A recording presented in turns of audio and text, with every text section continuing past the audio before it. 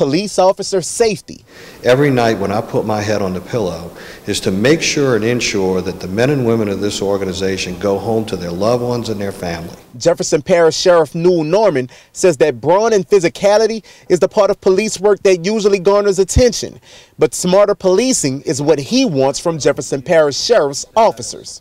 Is even more important, in the expression of becoming a lot more intellectual in this profession. About 3 years ago, Normand began the process of installing intellectual training courses for JPSO officers that's in line with practices being done by law enforcement all across the country.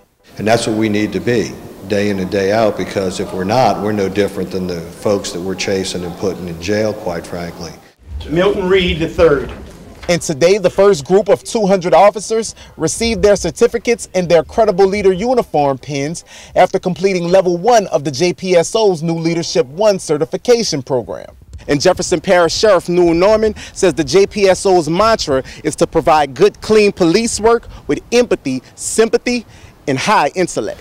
We believe that intellect is what's going to drive us to setting the gold standard in policing across the country. The Leadership 1 certification ceremony comes at a time when another Louisiana police officer was gunned down Wednesday afternoon in Sunset, Louisiana. That's just about 60 miles west of Baton Rouge. That police officer's death was the second Louisiana police officer killed in the past 4 days and the fifth killed in the last 4 months, and the 9th officer killed in Louisiana in the line of duty this year.